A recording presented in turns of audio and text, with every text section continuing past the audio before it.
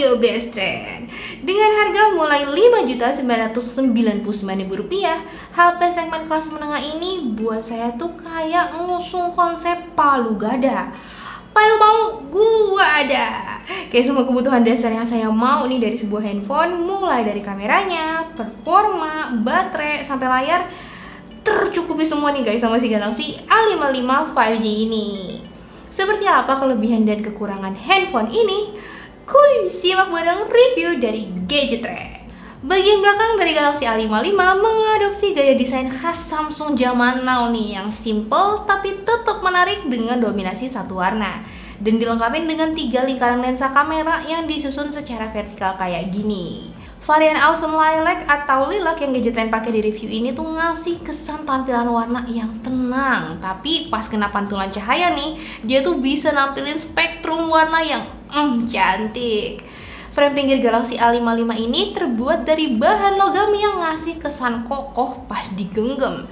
Nah, di bagian ini seperti biasa ada tombol volume dan power, sedangkan kalau di sisi bagian bawahnya ada port USB Type-C dan lubang speaker. Oh ya, handphone ini juga dilengkapi sama speaker tambahan nih guys di bagian atasnya buat menghasilkan suara stereo yang memuaskan. Selain itu, di bagian atas ini juga ada SIM tray dengan slot hybrid. Dan by the way nih best friend, si Samsung Galaxy A55 ini tuh menjadi seri Galaxy A pertama yang ngedukung eSIM di Indonesia. Handphone ini juga udah tersertifikasi IP67, jadi tahan debu dan juga air sampai kedalaman 1 meter dengan waktu maksimal 30 menit. Kita lanjut ke layarnya best friend. Si Galaxy A55 ini join tren terkini nih, dimana dia ini punya layar yang penuh dengan punch hole. Layarnya berukuran 6,6 inci dengan teknologi Super AMOLED, resolusi 2340x1080 pixel, dukungan HDR10+, dan tingkat kecerahan puncak mencapai 1000 nits. Jadi konten di layar tuh bisa tetap kelihatan terang di bawah sinar matahari yang terik. Dengan refresh rate hingga 120Hz, layar handphone ini mampu nih nampilin gerakan transisi dan animasi game dengan mulus. Fitur sensor fingerprint di bawah layarnya pun juga responsif, sehingga proses buka kunci layar jadi lebih cepat dan praktis. Buat UI-nya, Galaxy A55 ini udah dilengkapi dengan One UI 6.1 berbasis Android 14 yang nampilin antar muka simple dengan icon dan teks yang proporsional kayak gini. Dimana dia ini ngasih pengalaman pengguna yang kerasa nyaman sih. Sekarang kita lanjut ngomongin beberapa fiturnya nih best friend. Ada fitur secure folder yang gunanya buat nyembunyiin foto, video, atau file lainnya. Nah, fitur ini tuh juga bisa dimanfaatin buat mengamankan aktivitas yang dilakukan pada aplikasi kita sehingga privasi kita bisa lebih terjaga. Selain itu, terdapat juga fitur split screen yang memungkinkan pengguna buat ngejalanin 2 hubungan sekaligus dalam satu waktu. Bukan dong, maksudnya ngejalanin 2 aplikasi sekaligus dalam satu layar kayak begini. Menariknya nih guys, aplikasi kayak Instagram yang biasanya tuh nggak kompatibel sama fitur ini di handphone Android lainnya, di Galaxy A55 ini tuh bisa dong. Next, yang paling menarik buat saya soal kameranya nih. Galaxy A55 ini tuh dilengkapi dengan 3 kamera belakang yang terdiri dari lensa utama 50 megapiksel dengan OIS, ultrawide 12 megapiksel, dan makro 5 megapiksel.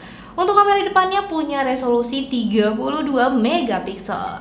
Dengan resolusi yang besar ini, lensa kamera utamanya mampu menghasilin foto berkualitas bagus dengan warna yang lebih hidup sehingga makin menarik perhatian mata guys. Lensa ultrawide di handphone ini pun punya kemampuan buat menjangkau area yang luas dengan kualitas yang baik. Sedangkan lensa makronya memungkinkan kita buat membidik objek dari jarak yang dekat.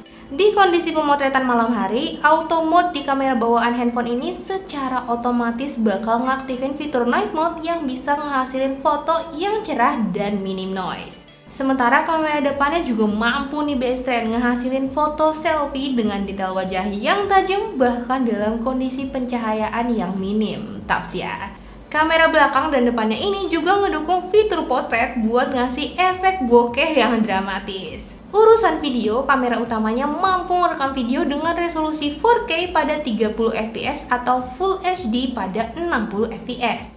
Hasil video dari kedua resolusi ini kerasa jelas dan berkualitas baik. Bahkan nih pas perekaman video dalam kondisi bergerak pun dia ini tuh kerasa cukup stabil guys. Tersedia juga fitur Super Steady yang bisa membuat perekaman video dalam kondisi bergerak kerasa stabil bingit nih. Sayangnya fitur ini tuh cuma bisa diaktifin pada video beresolusi Full HD di 60 fps dan butuh cahaya yang lebih banyak nih dibandingin dengan perekaman video normal. Sementara itu, kamera depan Galaxy A55 juga bisa merekam video dengan resolusi 4K pada 30 fps atau Full HD pada 60 fps. Video Full HD pada 60 fps dengan kamera depannya tuh terlihat lebih minim guncangan kalau dibandingin dengan video 4K pada 30 fps pas melakukan perekaman dalam kondisi bergerak. Cuma nih yang disayangkan, kamera depan ini nggak dilengkapin dengan fitur Super Steady juga.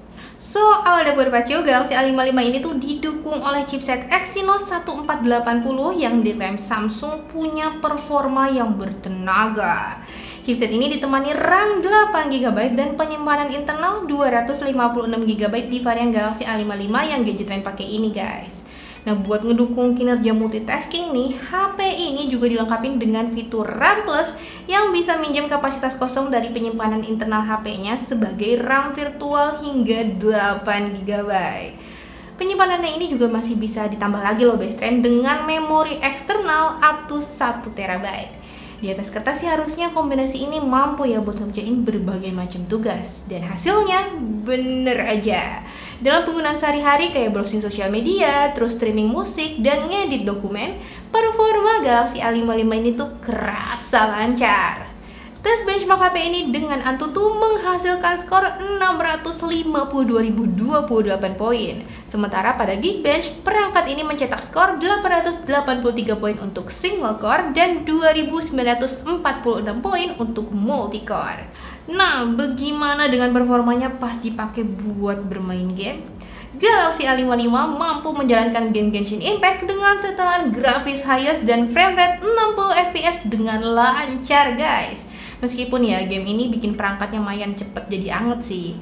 Lebih optimal kalau buat mainin Genshin Impact ini tuh dengan setelan grafis medium dan framerate 30 fps biar performanya lebih lancar dan HP juga nggak cepet panas. Untuk game Call of Duty Mobile, Galaxy A55 bisa menggunakan pengaturan grafis ke very high dan framerate ke max. Tampilan grafisnya tuh terlihat baik dengan animasi karakter dan efek visual yang halus. Sementara itu, buat Mobile Legends bisa dimainkan dengan lancar nih di setelan grafis dan framerate ultra. Sentuhan jari pada tombol virtual arah, skill dan menunya juga ngerespons dengan baik guys, sehingga main Mobile Legends kerasa asyik. Dengan baterai berkapasitas 5000 mAh, ketahanan daya Galaxy A55 tergolong cukup tangguh. Pada pengujian menggunakan aplikasi PCMark dengan tingkat kecerahan layar setengah, baterai dari level 100% dan refresh rate dinamis, Galaxy A55 mencapai skor 15 jam 11 menit. Sementara pada refresh rate 60Hz, skornya meningkat nih menjadi 17 jam 15 menit. Buat penggunaan sehari-hari, Gadgetrain tuh bisa dapat screen on time sampai 6 jam 23 menit sebelum baterainya mencapai 10% dengan refresh rate tuh disetelnya di dinamis guys. Nah, meskipun handphone ini ngedukung fitur 25 watt fast charging, sayangnya Samsung ya seperti biasalah nggak menyertakan adaptor charger bawaan dalam paket penjualannya. Ya, dari pengalaman Gadgetrain selama menggunakan Galaxy A55 5G, handphone ini bisa banget nih best friend buat nunjang aktivitas kita sehari-hari dengan performa yang nampol, kamera yang asyik berkualitas oke, dan baterai yang tahan lama.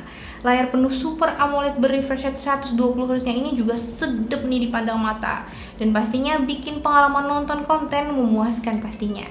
Sayangnya ya seperti kebiasaan Samsung, kita harus mandiri buat beli charger sendiri karena nggak disediain adaptor charger bawaan buat manfaatin teknologi fast chargingnya.